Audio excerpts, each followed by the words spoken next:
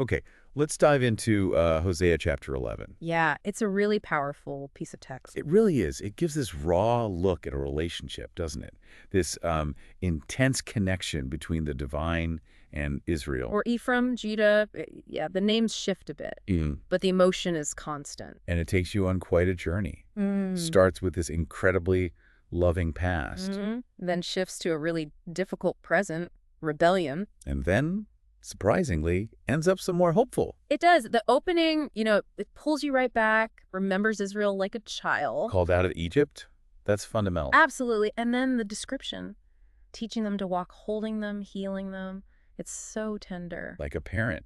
The imagery used there, cords of human kindness, ties of love. Lifting the yoke, bending down to feed them. It's incredibly intimate care being described. You really get a sense of deep commitment, patience, nurturing. You do. But then, bam, the contrast hits hard. Right. Despite all that love, all that guidance. They turned away.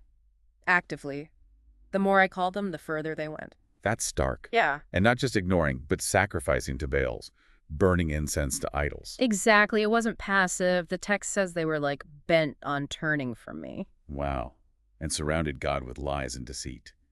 Even Judah called unruly. Yeah, it paints a pretty bleak picture of the present situation. And there are consequences mentioned, right, Oh. because they refused to repent. Oh, yeah. Very clearly stated. Assyria, the big, scary empire, would rule them. An instrument of judgment, almost. Seems like it. Swords flashing, destruction, because they wouldn't return.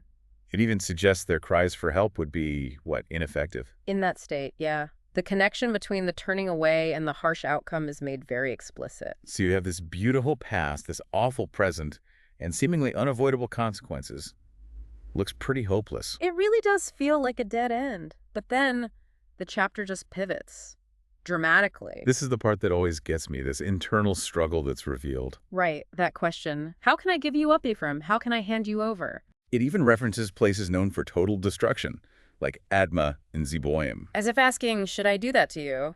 But the answer is no. Instead, you get, my heart is changed within me. All my compassion is aroused. That's powerful language. So powerful. And then the reason given is just as crucial. I am God and not man. Exactly. That's the core of it.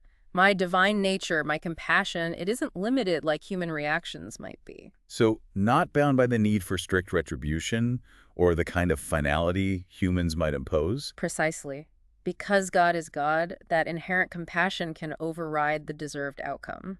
It allows for this incredible shift. And this shift, this aroused compassion, it leads to more than just not destroying them. Right. It leads to a promise of restoration, a future. The people will follow, they'll come back trembling, almost like birds rushing home. From all over the West, Egypt, Assyria, the places of exile or threat. And be settled back in their homes.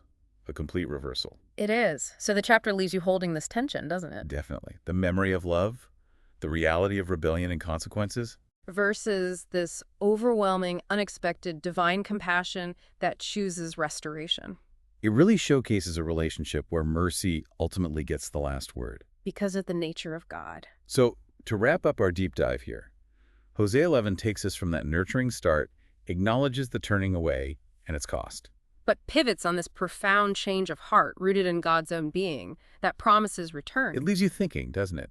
About that contrast between what seems deserved. And what is actually given through unrestrained compassion. So maybe consider this. What does this passage suggest about the nature of turning away, but also the profound possibility of return, even when things seem utterly broken?